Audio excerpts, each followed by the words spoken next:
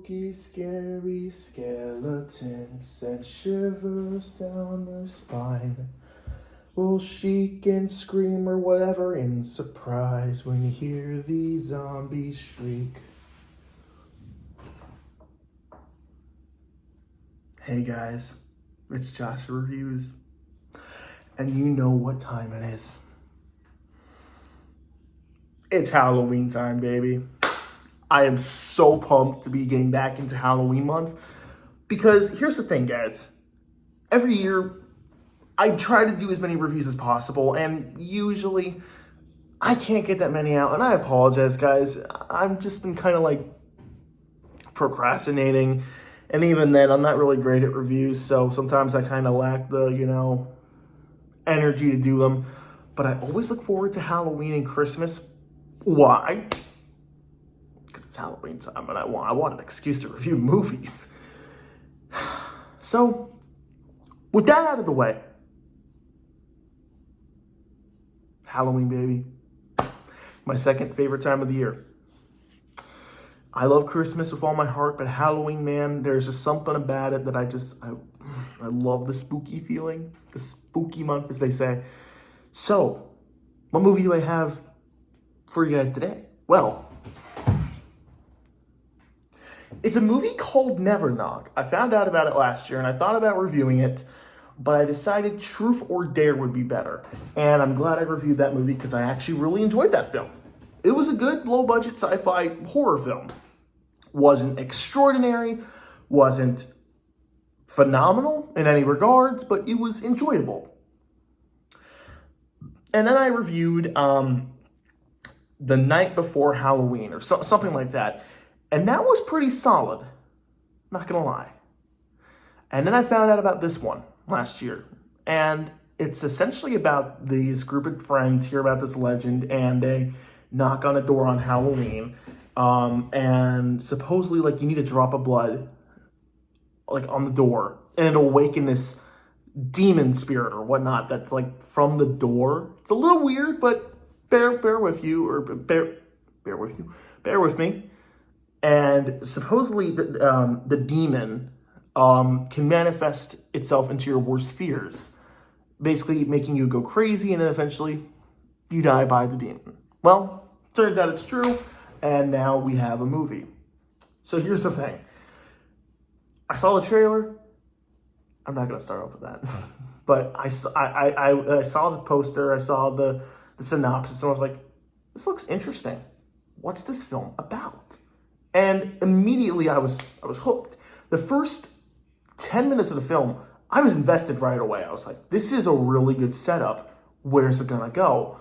The thing I really liked about this film is that it kept you guessing where it's gonna go. How are they gonna get out of these scenarios? And the fears were very interesting, and I felt that they were well utilized. One person has a fear of blood, which you don't usually see in stuff. That's a very interesting fear that I know certain people have, but it's not really something that you see very often, and I thought they well utilized that.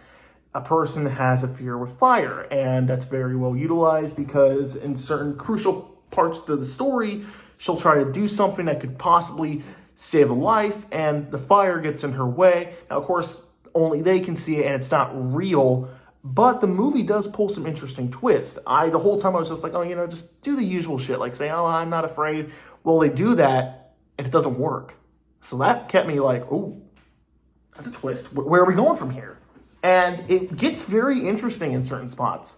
The demon itself looked really creepy and it was well designed. That is the one thing about these sci-fi Halloween horror films.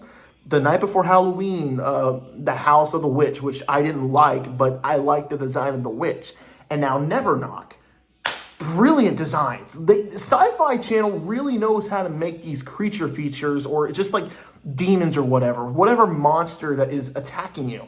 The next one I'm probably going to check out is Grave Halloween, but I'm not going to do that this year. I'll probably do that next year, depending how long I keep this channel going. So, here's the thing. Interesting setup. Interesting villain. Well-utilized fears. Okay. So what's the downside? Because there's always a downside to these types of films. Well, first of all, it's a TV movie. It's not going to have A-grade acting, not going to have A-grade special effects. That is a guarantee, and this movie has some hit or miss scenes. There's a few moments where I just kind of fell asleep because the whole movie doesn't take place in the house, it takes place outside. Once their fears start chasing them, the group kind of splits up from each other, and they go place to place. And they split up, and the whole film is just them running away from their fears. And after a few minutes, I got a little bored. There's a very interesting scene in a hay maze where a girl gets stabbed with needles, and it's very brutal and on screen, and you're like, oh, what the fuck, man? That's like gruesome, dude. And it was very well done. And I was like, okay, it's starting off strong. Where's it gonna go?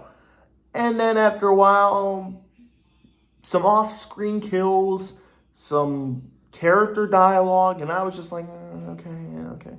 And then halfway through, it gets interesting again. They introduce a character who was in the beginning of the film, and he has an interesting backstory. He's likable. The characters, for the most part, they're your stereotypical teens, but they're likable. There's nothing bad about them. In fact, they actually make a few smart decisions in this film, which I was pleasantly surprised by. They're well acted for the most part. It's a TV movie. What do you expect? But some of these actors would go on to act in later stuff that are well better made. So these guys aren't like, oh, nobodies. I know they've acted in something else. And also the cinematography and everything else is just really good, especially for a TV film, has no right to be as good as it is. But you can tell they put in a lot of effort, especially in the beginning. There was a lot of effort put into the 1990s or 80s look or whatever. I think it was 1987. The Bite of 87. Oh my God. Anyways, I just had a brain fart. So, yeah, there's a lot of effort put into this film, but halfway through I was just like, okay, it's just characters wandering around from their fear. And even then, there's one fear that is very poorly utilized. I complimented saying it was very well utilized, but there is a fear in this movie that just does not get used very well at all. And that is with one of the main girl's fear. It's dogs. The dogs just kind of show up. They serve the plot purpose. They blockade and exit here and there, and that's about it. I think it attacks the one girl one time, and that's it. Never brought up again. One girl is afraid of bugs, and it gets some gross out moments, but yeah. The fears that work the most are the needle, the blood, the fire, and what was the other one? I think it was like a fear of drowning or something like that. But either way, it started off strong, slowed down towards the middle. It was a little boring, but it picked up gradually as it progressed after the middle part. And I was very interested. The movie kept my, interest. I was engaged. I wanted to see how it would end. And I gotta say, thankfully, it's not another bullshit ending like some of these other Halloween flicks that I've reviewed. Because I swear, sometimes they're just like, hey, we gotta throw in some dark shaded ending, and it's like, well, no, but I don't want to see that. Come on. So I'm honestly pleasantly surprised with how this turned out. Honestly, guys, this was a surprise. I thought it was going to be worse, but I'm happy to say it's not. If you're going into this expecting high art, you're not going to get that. It's not by all means a great film, but it's definitely a solid film. In fact, I'm going to have to give it a B-. There are some things that obviously the movie has flaws with. Like I said, some fears are not well utilized. It kind of drags towards the middle. But other than that, it was engaging. I liked our cast of characters, and I thought it was well shot. Story was engaging. It's a really interesting concept about your fears coming to life. It's been done before, especially in movies like House of Fears from 2007, which I really enjoyed. It's been done before, but if you do it well, you can keep doing it as many times as you want. I'll be checking it out anytime. So, yeah, it's a pretty solid flick. Go check it out. It's on Prime. Guys, we're just getting started. I need to change shirts. This shirt is like skinny and it's like tight and short,